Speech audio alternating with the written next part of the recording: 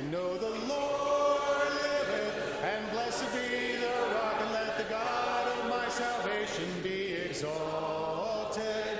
The Lord liveth, and blessed be the rock, and let the God of my salvation be exalted. I will call upon the Lord, who is worthy to be praised. So shall I be saved from my enemies. I know the Lord liveth, and blessed be the rock, and let the God of my salvation be exalted.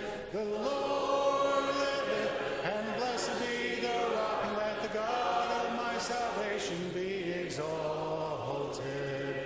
I will call upon the Lord.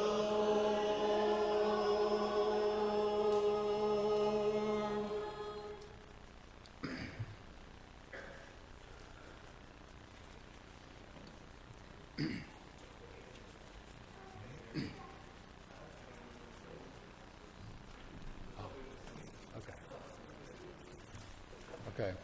If we have good memories out there, let's sing the fourth verse of this song.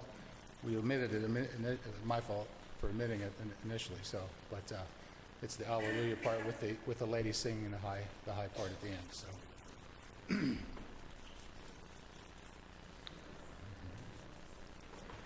Jesus is Lord, my Redeemer. How he loves me, how I love him. He is risen,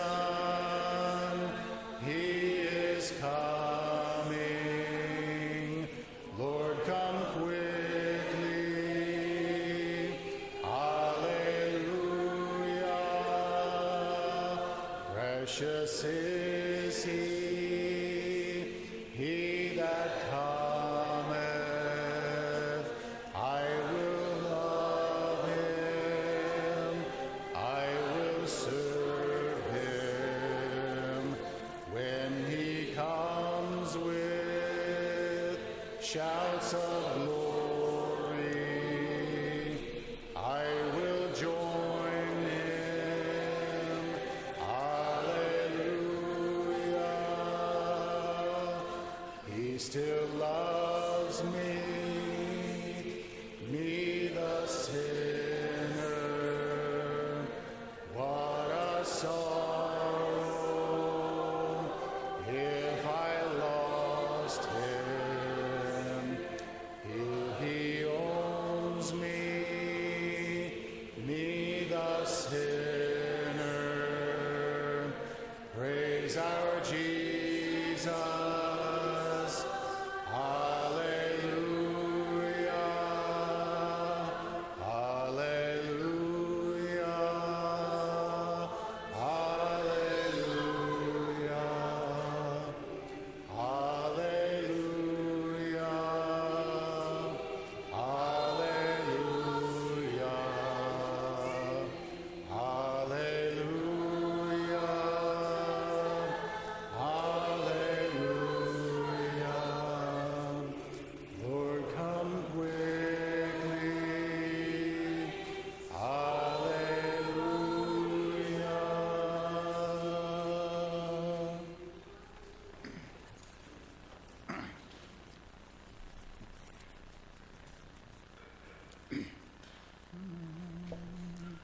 Seeking the lost, yes, kindly entreating, wanders on the mountains astray.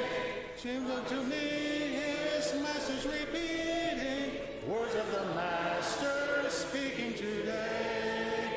Going afar upon the mountain, bringing the wanderer back again into the fold of my Redeemer, Jesus the Lamb for sinners slain.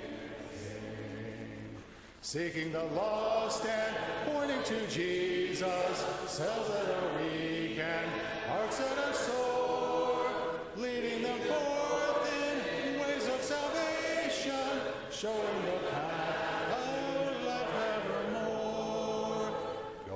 afar, upon the mountain, bring the wonder back again into the fold of my Redeemer, Jesus the Lamb for sinners slain. Children are now just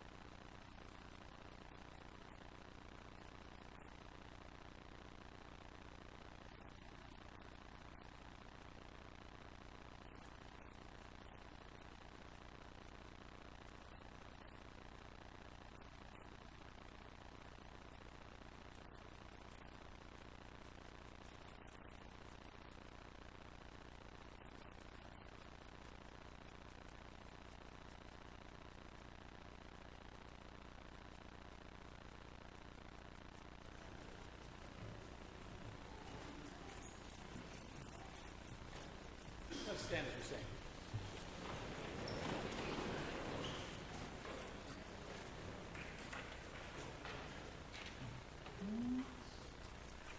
Onward rejoicing, I tread life's way. Higher I'm climbing each passing day.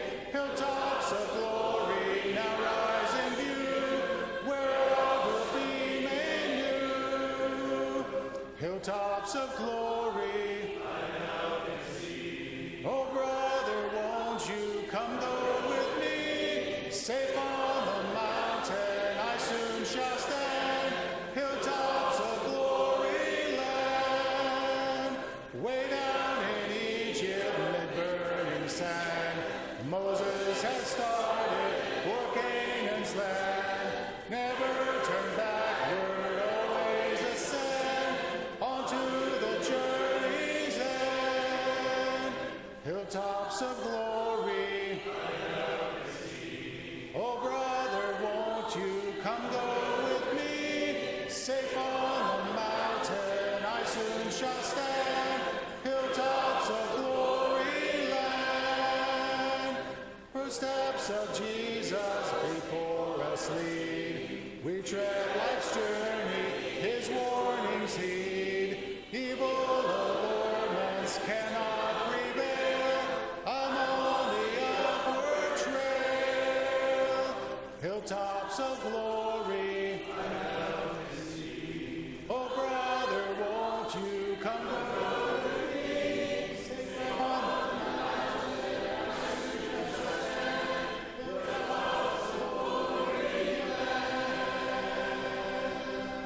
Please be seated.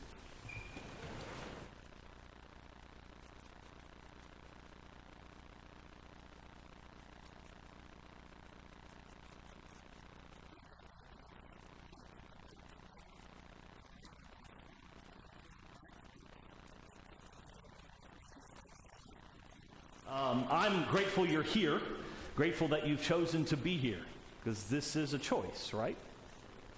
We often don't think of it that way, but it is a choice I hope that you make each and every week, that you have an opportunity to gather with the saints, to be encouraged, to be uplifted, to sing praises to God. I'm grateful for that. I have started to think that Greg, besides, I think, feigning illness, obviously, today, that he has given me constantly, anytime I look at some of the topics that I get assigned, I look at these and I go, what was he thinking? And on this one, I think he goes, let's see if we can give him a topic specifically that is so countercultural that I get banned from everything online. And there's always a good probability of that, candidly, because of the culture we live in. But in general, I'm going to start asking questions. That's all I'm saying. I'm just going to go in there every once in a while and go, Greg, what were you thinking? And it may be an honest thing, it may be, but I have questions. But honestly, I'm grateful to be able to speak on a subject that not only is biblical, but it is one that is truly, I believe, powerful for our world today. You see, we don't speak about this much, but it's the one thing that has so altered, so changed in our culture in the last 50 years that many of us have not even noticed it except for we feel it. We feel something has become different. Now, one of the key things, and I am well aware that you cannot read this. There's a reason for this. I joked with Clay about this earlier. Because this is my invitation at times for people to start moving this way. Come closer. Come a little bit closer. But it's actually fairly simple. It says this, you shall not bear false witness against your neighbor. As we've been going through this premise of wisdom, of seeing these 10 commandments and seeing what they teach us and what we can learn from them, there's a very simple thing to this. And it's not really hard for us to understand. Do not lie when testifying in court. But there's something bigger underneath it. And we'll find that through a verse like Proverbs 12. Whoever speaks the truth, this is one that was read for us earlier, gives honest evidence, but a false witness utters deceit. There is one whose rash words are like sword thrusts, but the tongue of the wise brings healing. Truthful lips endure forever, but a lying tongue is but for a moment. Deceit is in the heart of those who devise evil, but those who plan peace have joy. No ill befalls the righteous, but the wicked are filled with trouble. Lying lips are an abomination to the Lord, but those who act faithfully are his delight. So not only is it do not lie in court, it's also just do not lie. This is the other side of it. There's something larger playing underneath the whole entire premise. You see, it's easy for us to go, well, that's what a lot of people just say. Well, he's obviously referencing do not bear false witness. That's what you shouldn't do. Now, in the Old Testament, there was something even more powerful that was going on in that. I'm not going to read this whole entire thing, but in Deuteronomy, you actually see if you bear false witness, and it is thought that you are actually lying and that you are not telling the truth, you will receive the punishment of the person that you are bearing false witness against. The very thing that they were being accused of, since you were lying about it, you must receive that. So if the punishment was going to be death and you lie to try to put them to death, guess what the punishment was for you? Death. Because that's how important it is to God, that you do not lie, that you don't fall into those categories, especially when you're trying to turn it on someone else. We see all that also in Daniel, and the king commanded, and those men who would maliciously accuse Daniel were brought and cast into the den of lions. We see this not just in the ancient world with the Jews, we see this also in the ancient world. That which you claim on others will be held against you. If you look at the New Testament, don't you also find the very premise of, in the same way that you judge, you will be judged? That you will be held to the standard by which you hold others to? We see this consistently throughout Scripture. In Proverbs 19, it says, a false witness will not go unpunished, and whoever pours out lies will perish. Now, I don't know about you, but this seems fairly clear and fairly on point. There's no messing around here. There's no playing games with this. There's no, well, it just depends on the context.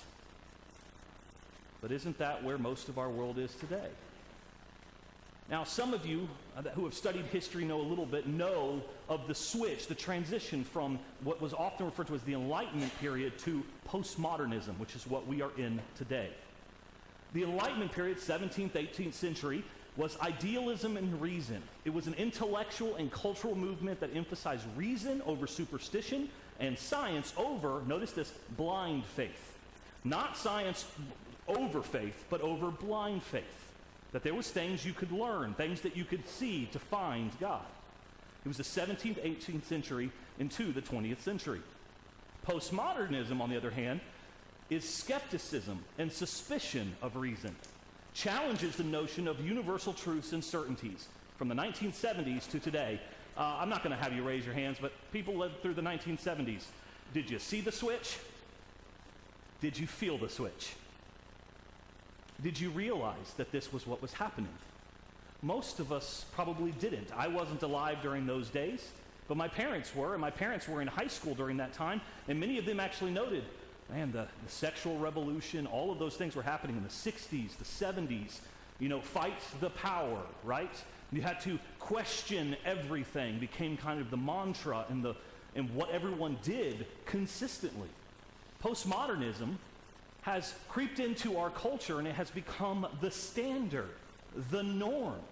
And most times we don't even realize it because we buy into little quips and slogans and things along the way that sound good, when in reality, they question the very essence of truth. Truth, in essence, has become relative. Truth is what you make of it. Your truth is your truth. Anybody heard that one? My truth is my truth. Perception is reality. What I think something is what it is. Truth is in the eye of the beholder. Truth is a matter of perspective. By the way, there is a pushback happening in our culture, and I'm hoping it will continue on, but you saw this happen recently in the context of our own political world, specifically in Congress, when 3 university presidents got up there and couldn't answer a simple question with a yes or a no. And instead they said, well, it depends on the circumstances, the context of whether or not someone that specifically was calling for the death of others simply broke the rules of the school. Wasn't even asking if it was true or not. Does this break the conduct? Depends on the circumstance. Truth has become relative. It's become whatever we desire it to be in the moment. Now here's the problem. If there is no truth, there can be no justice. So don't just look at the justice system, but if there is no truth, there is no right. There is no wrong. Everything is relative. Everything is what I decide it is or what you decide it is. And as long as you agree with me, I'm fine with that. You start to disagree with me, and everything goes a little crazy because guess what? I like my way better than your way. And so I will do what I want to do.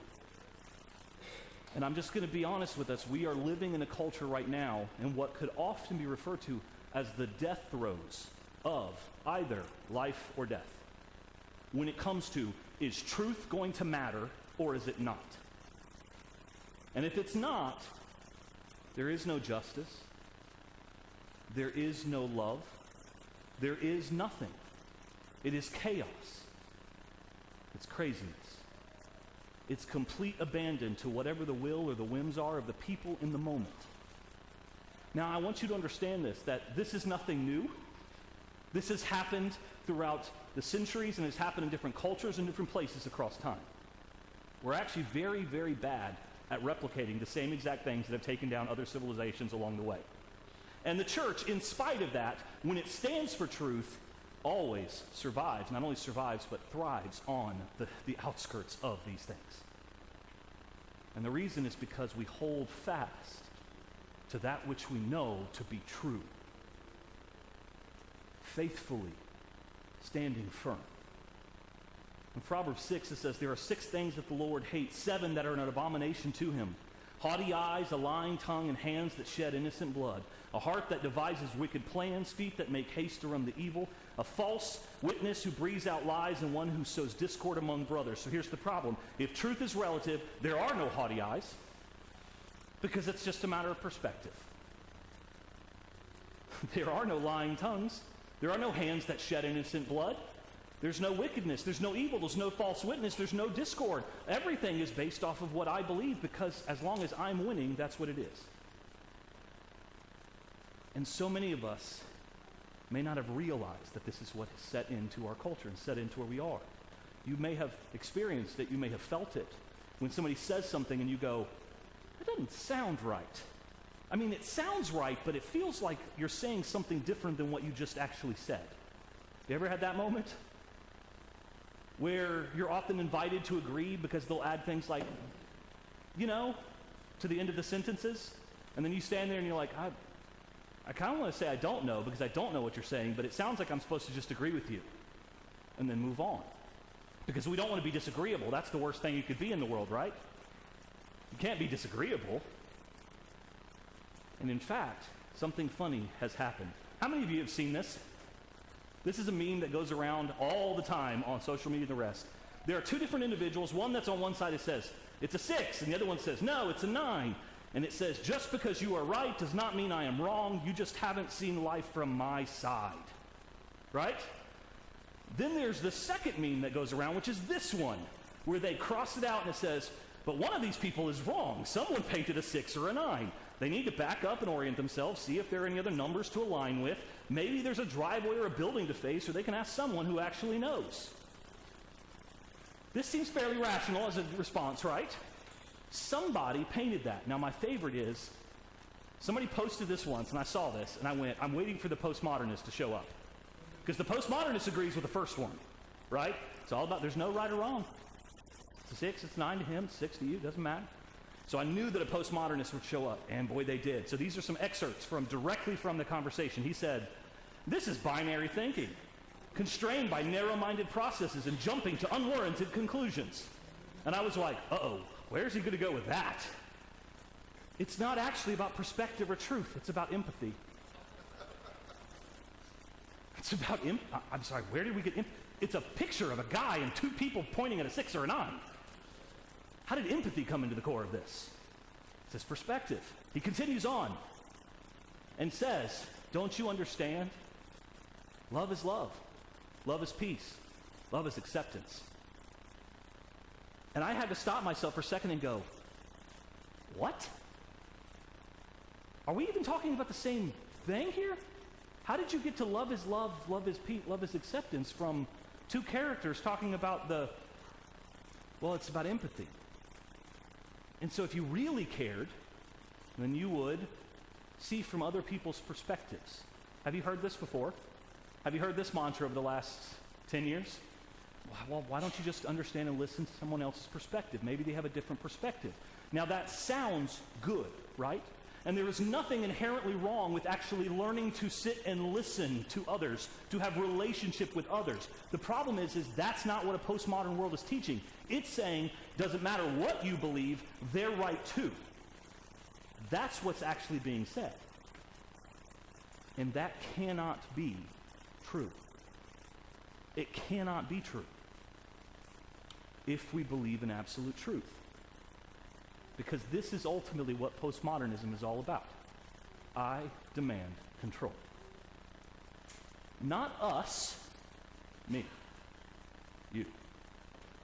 You demand control. And I demand control. And do you wonder why there is such a feeling of conflict in the air everywhere? It's because now we are all the arbiters of truth. We don't call it truth because there is no such thing as truth. And by the way, do you know the problem with saying there is no truth? Is that you just made an absolute truth claim. So in and of itself, it's irrational. You can't say there is no truth because then you've made a claim that is directly either true or false. We become the arbiters of truth. We become what is true. We become gods in our own world. And it inwardly focuses everyone. And there is a reason why it has directly affected the United States and Europe more than it has other cultures, because we are very singular, individualistic. Different than some of the cultures in Asia and other places who are more community focused. It has not affected them in the same way it's affected us over the last 50 to 70 years. And if you're wondering, yes, it did come from academia. Don't be surprised by that at all. Because if you have to write a paper, might as well make it up and then see if somebody catches on. That's what happens all the time. I demand control.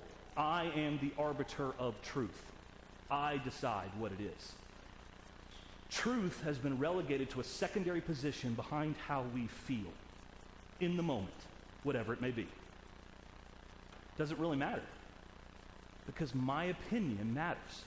Now, I've said this for a few years, and I try to say this very kindly and nicely. Not all opinions are the same.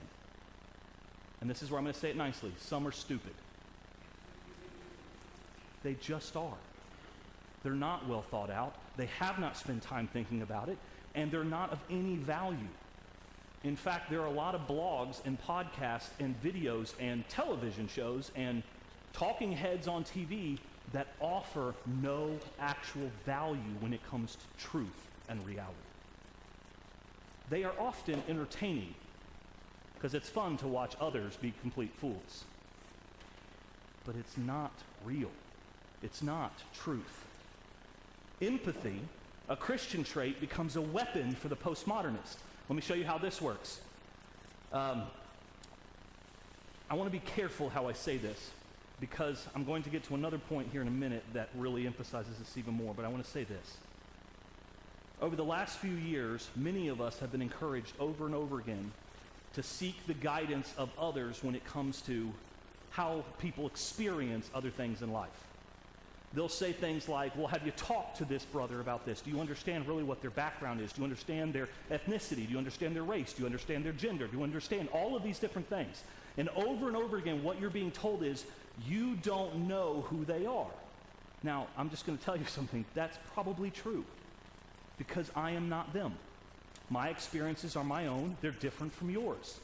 But what is often couched within this is, if you don't listen to them and agree with them, then you're not really a Christian. You're not really empathetic. It's the agree with them that's the problem.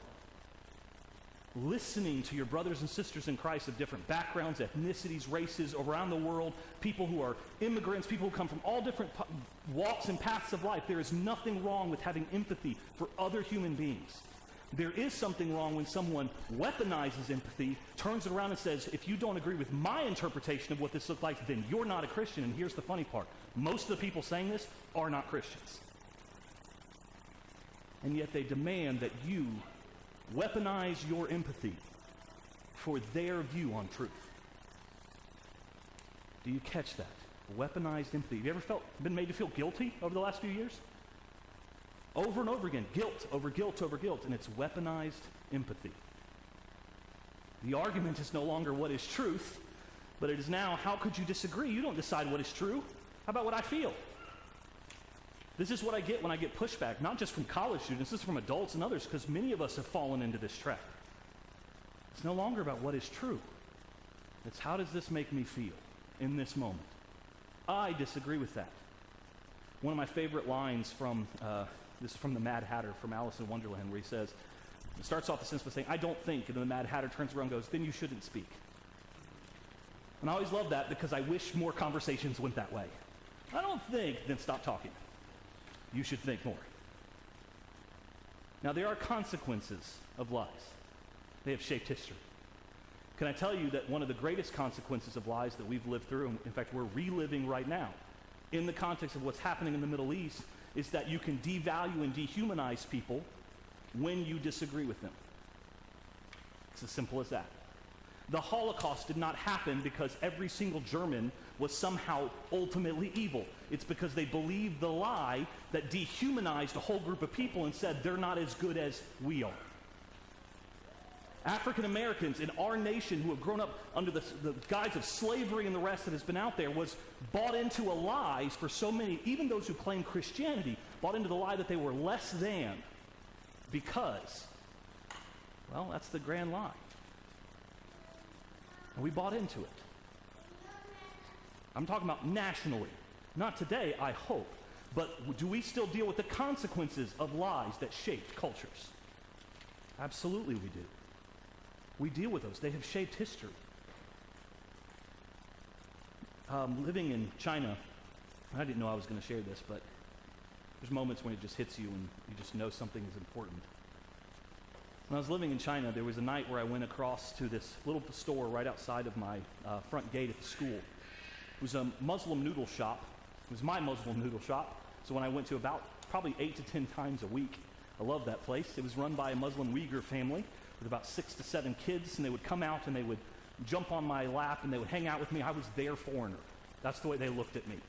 The kids would pull on my beard, they'd play, they'd hang on my shoulders and the rest. And the Uyghurs are allowed to have more than one child, unlike the child policy in China at the time, so there was lots of kids running around.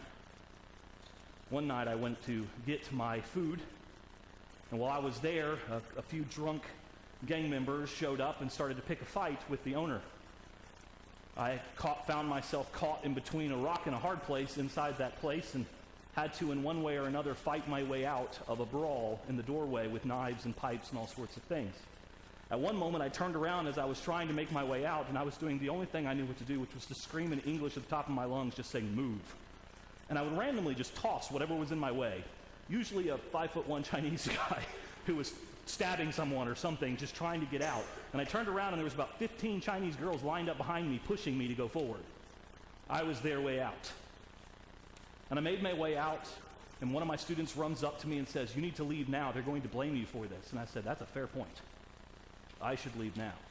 I got back to my apartment, and I looked at my friend, and I said, hey, noodle shop, man, there's a massive fight. It's terrible. He was like, you're covered in blood. I said, oh. Kind of looked, and he's like, is it yours? And I went, I don't know. Couldn't tell you right now. A lot of adrenaline. And I don't know if it was a knife or a pipe or a board or something, but I had some slices in my side and the rest. So I went in. I stitched myself up. That was fun. Only passed out twice. I'm a real man. And so I made it through all of that. But what was crazy was the next day, we got called to a meeting by the school, and the school sat us all down and said, maybe you have heard that there was a fight outside the school last night. It did not happen. They made it up to scare away all you foreigners. And I went, it's funny, I remember that differently. And I didn't say anything, and as soon as the meeting was over, I walked up to our Waibon, who's our translator. I walked up and I said, hey, just a quick thing. I was there. And he goes, oh, you were the foreigner. And I went, yeah. And he said, that makes far more sense. Now, I need to tell you something. My nickname in China was the Lion. Now, it's because I had a big beard and long hair. Step back into the story, and he goes, oh, you were the foreigner. It did not make sense. They said there was a lion fighting, and I was like, we don't have lion in China. And I was like, yeah, no, I was just trying to get out. And then he said something that shocked me. He said, yeah, very sad. 3 people died. And I went, you just sat here and told us it did not happen. And then he said, don't worry, it's China. We have more people. How do you get to that? How do you get to that dehumanizing level? You buy into the consequences of lie after lie after lie, where truth is relative, where it does not mean anything unless you decide what it means. The first one, Genesis 3, you know this, right? How does Satan start? Did God really say? What's the invitation here? How do you feel about that? How do you feel about what God said? Did God really say that that's what would happen? Are you sure about that? And from then, we have been chasing selfishness, the me, putting our place in the place of God. Now, here's the answer. The answer was, and still is today, yes, he did, and this is what he said. Do you catch that? Yes, he did, and this is what he said. And this is what it meant, and this is what it still means for us to this day. Truth is not relative, period. There is no context. There is no other way to look at it. Truth is not relative, especially if you are a believer. Even more so, but not just as a believer, culturally speaking, when you find that truth becomes set aside, there is no justice, there is no hope, there is no nothing when those things do not believe, when you do not believe that there is such a thing as truth. Because God is truth, which can, through reason and faith, we know to mean he does not lie, then we can rest assured in his promises and his ways. And when we say God is love, that is different than saying love is love. God is love is not an acceptance of all things. It is that there is a truth and a way to live in this life, and he calls us to that for our flourishing, for our good. He does not withhold from us. He gives us the best life possible. That is what the parameters are set forth for, that we might live and find goodness in this world. So what does this mean for me and you? It's this. It may be time for you and yours to reevaluate who is in charge of your life, or what you even claim to believe. Can I just be honest with you? Because there are slogans and things that you might have said or sounded good or posted on social media or been weaponized in the empathy area into changing your profile picture to something, posting something around you, especially in the last couple of years, to do all of those things when it's not real. It's not true. And we get so tied up in this world and we miss out on what's really there, what is true. One cannot claim Christianity, which says that there is a God, that there is a Son, and that he did very specific things that we might find newness and walk in life. So here's a few simple truths for you to walk away with tonight. There is a God. Genesis 1:1, in the beginning, God. If you can't get past that, stop reading the rest. If you can't agree to the first thing, the rest will become a relative if you do not agree that in the beginning, God created the heavens and the earth, that this is his word, and he sets the parameters. He sets what is good for us, that Jesus is his Son. We see this in Matthew 3 specifically, that he is the Son of God. This is my Son in whom I am well pleased. And we are sinners in need of a Savior. For all have sinned and fallen short of the glory of God. That there's only one way to the Father. I am the way, the truth, and the life. Jesus says this very specifically. Now, can I tell you, in a relativistic world, especially in a Christian relativistic world, guess what? It doesn't matter where you go to church. Have you heard that? It doesn't matter how you worship. None of those things matter. That is postmodernism mixing into Christianity. It does matter, because let me tell you another secret. This is rational thought. Ready? If it doesn't matter where you go to church, then your church doesn't matter. If your church doesn't matter, it doesn't matter. If, however, it does, then maybe you ought to find the one true church. There's but one way to the Father, and that's through the Son. We love God by obeying his commands. If you love me, you will obey my commands. These are very simple things. These are high-end, very simple notions. We must die to ourselves in submission. We see this through Matthew 28. We also see it in Romans 6. We see this specifically, the call. And notice I added the word submission, because submitting to God means we stop playing God in our own lives and we let him be God in our lives. Because that is the truth, that he is God and we are not. And then immersed into Christ's death to walk in the newness of life, Romans 6.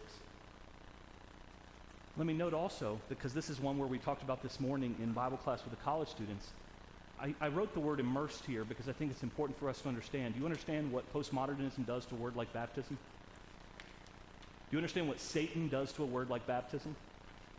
Just make it mean something else. In fact, it kind of means anything you want it to mean. Just reinterpret it to mean whatever you want it to mean. Don't actually look at what God says it means. You decide what it means. You decide how you are saved. And by the way, the second you start doing that is the second you've become God in your own life again. And you are not submitting to his will. You are walking in your own ways. So do you believe in God? Do you believe Jesus is his son?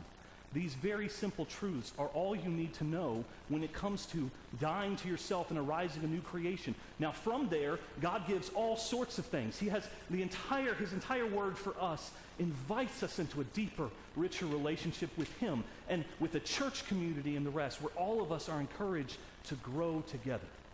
And we live and stand in rebellion to a world outside, not just this building, but outside, hopefully, of our families and our lives and the rest. We stand in rebellion to that which they claim is truth. You want to stand up to the power? You really want to be different in this world? Live like Christ. Stand for that which is true, even when it's hard, especially when it's hard. To live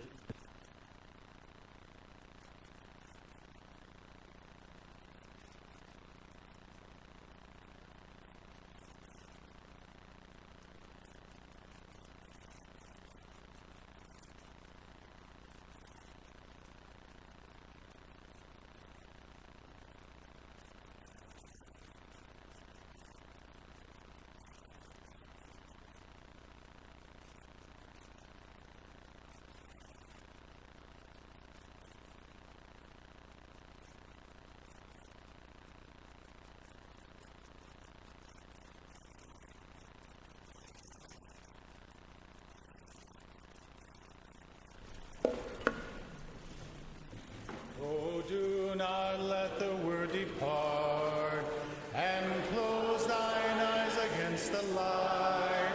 Poor sinner, harden not your heart. Be saved, oh, tonight. Oh, why not tonight? Oh, why not tonight?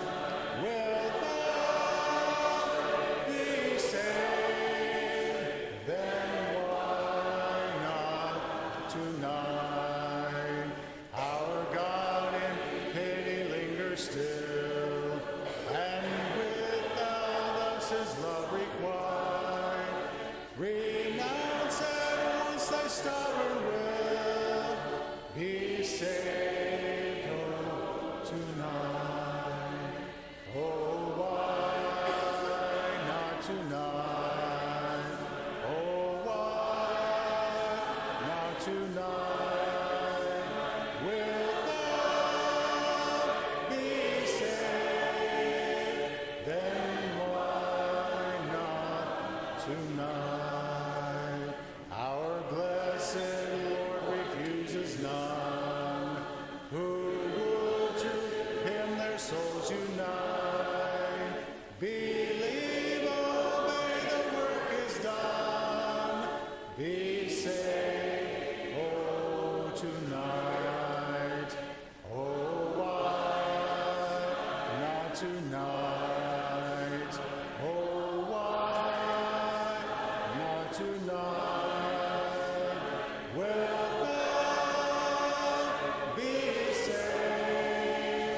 Then why not tonight? Please be seated.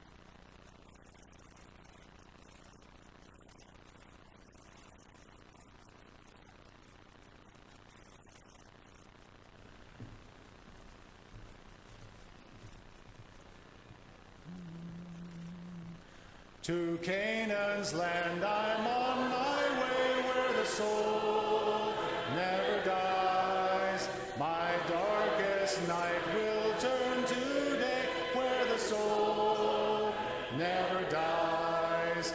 No sad farewells, no tear dimmed eyes, where all is love and the soul never dies. A rose is blooming there for me, where the soul never dies, and I will spend eternity where the soul never dies.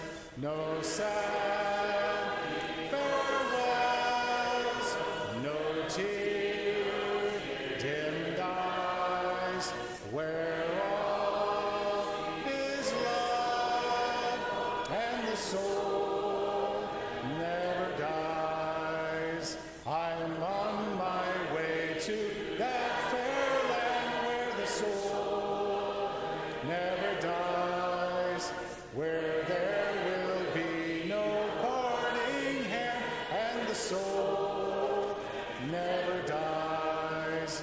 No sad farewells, no tear dimmed eyes, where all is love and the soul never dies.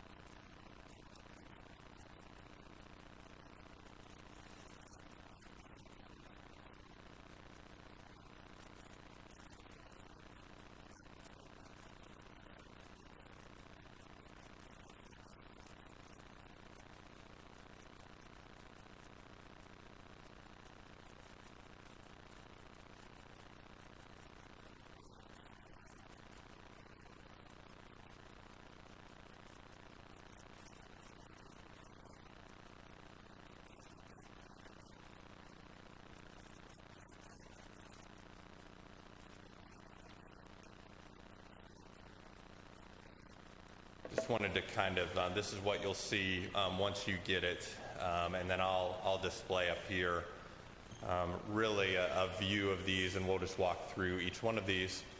We're going to start with, once you get it, is I guess on your right here, the side with the bar charts is where we'll be starting. That's a financial review of the year ending 2023. And then the other side will be just a short update.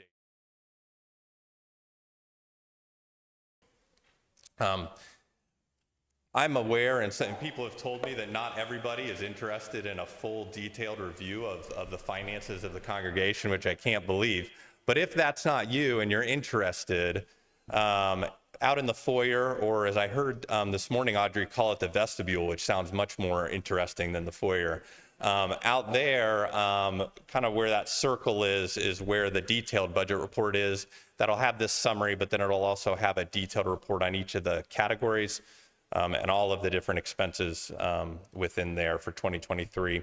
And this is where I also put the quarterly statements if you're ever interested in seeing how we're progressing throughout the year.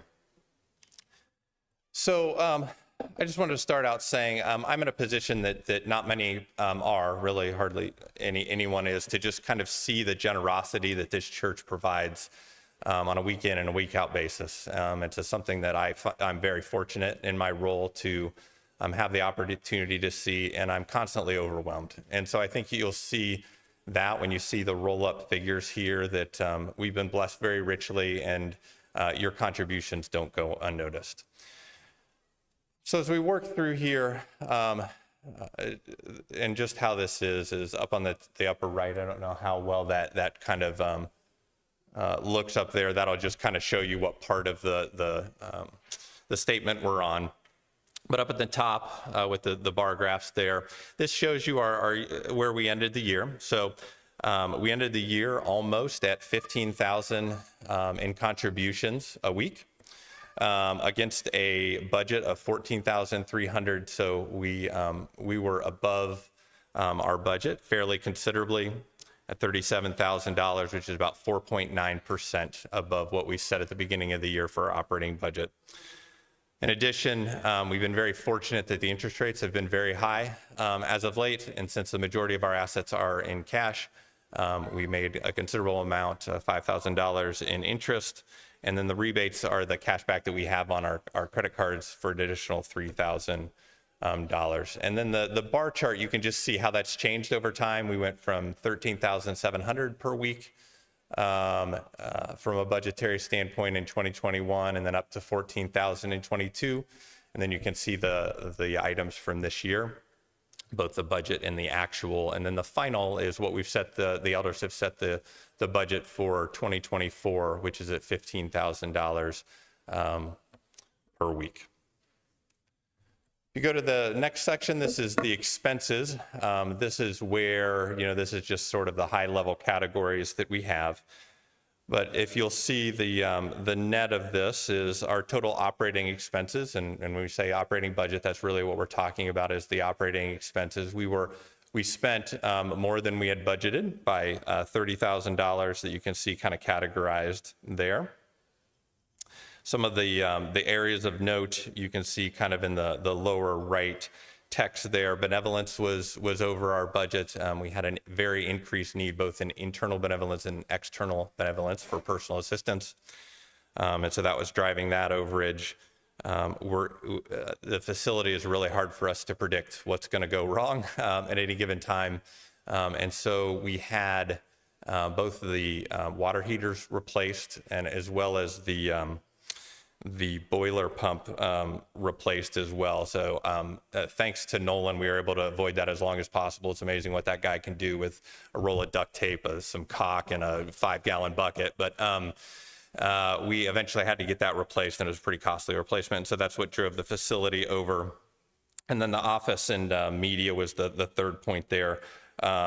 Considerable investment in our digital ministry, which is within that category, and that's what caused that to go over. And then below there, you'll see the payments from designated funds. So I'm about to show you the funds, but these are when you write something in the memo, the funds that we have as a church that are separate from our treasury, that go to designated or what we would call restricted usage. That's what you're seeing there. So we spent $101,000 out of those funds. And so overall, in the commentary there, you can see from the operating budget, it kind of pulls it all together. So we were $45,000 over in what we brought in from a weekly contribution and interest, and those rebates. Our operating expenses were about $30,000 over. So we ended the year almost $15,000 favorable to budget.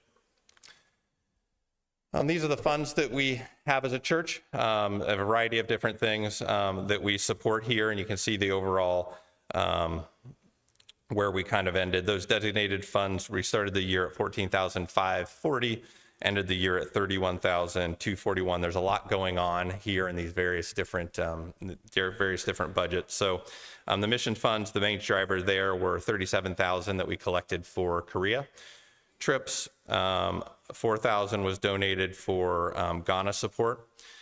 And just before I leave here, going into next year, we're going to continue the Korea support, and I'll probably break that out since we have so much going on there. And so in the future, you'll see a separate fund for Korea, but I wanted to leave it within the missions fund where it has been to end out the year. Benevolence fund, you can see we had $14,000 donated for disaster relief efforts. Primarily in the first half of the year, we had several disaster relief items that we contributed to, and then an additional $5,538 for project giving. Fort Hill, we had to pull a little bit of money from the general Fort Hill fund to cover some scholarships. We had a really good week of camp, and some additional funds needed there to cover those scholarships. And then, as the elders mentioned, the back half of 2023, we have set up a kitchen renovation fund. We collected $12,000. I think this is up to about $12,500 now if you were looking at it today, but we ended the year at $12,150. And then you can see the capital fund down there at the bottom. This is the, our fund outside of our operating fund that we use for, large purchases, upcoming things that we're planning for. Started the year at $125,000 and we ended the year at $130,000 there. Our assets, I'll just keep this pretty brief. We have the operating fund there, and we try to keep about $80,000 in that to handle the transactions that are coming in and coming out constantly for that. And then the other funds that I showed on the previous slide kind of all come up here. So you can see we've increased from last year, which is wonderful. Ultimately, we're trying to continue to build up that capital fund. And you'll see in the 2024, we're continuing to do that. And then the other assets that we have in the building here, some of the furnitures and fixtures over in the office building over here where the staff has their offices, the 1080 building, and then down on campus within the Cohatch facility. And then we have 2 vans, which you've seen outside.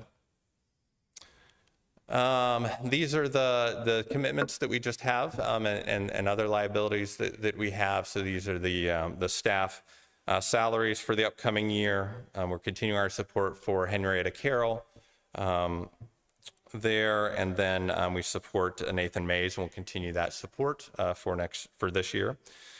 And then we're continuing our support for the Midwestern Children's Home and the Fort Hill Christian Youth Camp, so we make payments there. And then the 3 items here,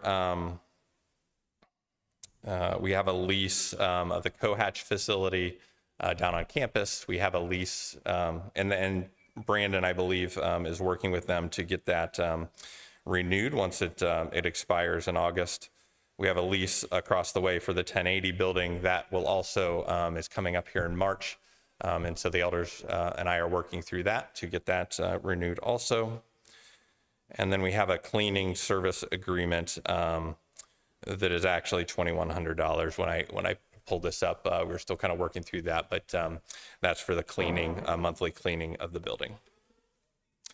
So that's 2023. So a great year. Again, thank you for all you do to support the work here. Now, as we move on to 2024, that's on the other side of the sheet. I mentioned we're increasing the contribution target to $15,000, which is where we ended the actuals for this year, or for last year, excuse me. You saw the compensation increases for the staff. We have applied for a grant to do some upgrades to the building here, general security upgrades that Tad Morris is leading, and then the replacement of the doors. I believe we might be okay with the door downstairs in the basement. I was talking to Phil Freeman today, and we got a new company who resolved, I think, the issue we were having down there, but these are pretty bad up here, and so we'll need to get those replaced, and it's a pretty big expense. So we've applied for a grant to cover both of those. We've put in the budget to increase the capital fund by $10,000. I told you we ended the year at about 130. I'd like to get that back up to around 150, just to kind of cover some of the unknowns with a budget our size. And then just an awareness that the leadership did a great job of working through the budget. There's a lot of things, there's a lot of great ideas, and sometimes it's very hard to say no to things. And so it's very hard to balance a budget of this size, and it was nothing but great support from the leadership here. So we do have a balanced budget. And then below is really just an update. You know, the same budget categories that we looked at before. You can just see the comparison between 2023 and what's in the 2024 budget and some of the increases and decreases. And then at the bottom there, the $10,000 payment to the capital fund, which is budgeted in there, which is balancing then out the total 2024 to zero. So I will be around. That was really all the update that I had. I will be around, happy to answer any questions you have. Also, I know that sometimes people have questions in this world where we're having electronic donations just to make sure that the church is getting your funds, and hopefully you got your giving statement. Certainly I can help alleviate any concerns you have about that or any question about how that works. And so certainly see me. I'd be happy to help you in any way you can. Or any way I can. And then I would be remiss if I didn't thank Mike Dugan, who just does a wonderful job with the deposit and helping me out a considerable amount with that. It's a very taxing weekly sort of thing that he does, and so I appreciate that. And then Rob Galloway does all of the hard taxes and workers' comp stuff and things like that are just too difficult for me, and so we hire that out to Rob, and he does a great job of that. And so thank him as well. And then Brett will be moving on. Brett also helped out a considerable amount, Brett Triplett, this year. But now that he's taken on an elder role, we'll get that work done in another way. So with that, let me close this out with prayer, and then you're dismissed. Will you bow with me? Heavenly Father, we're so very thankful for just the many great works that are going on in this congregation. We ask that you continue to just be with us, help us to look for opportunities to spread the work and continue to reach those who are in need. Be with really the entire body as we make decisions about how to use these funds. We make some of these tough decisions, and just help us to continue to work together to grow what we're doing here. Please be with each one of us as we leave this place, and help us to have a safe trip home. Help us to reach out to those this week as we go back into the community. We ask all these things in your Son's name.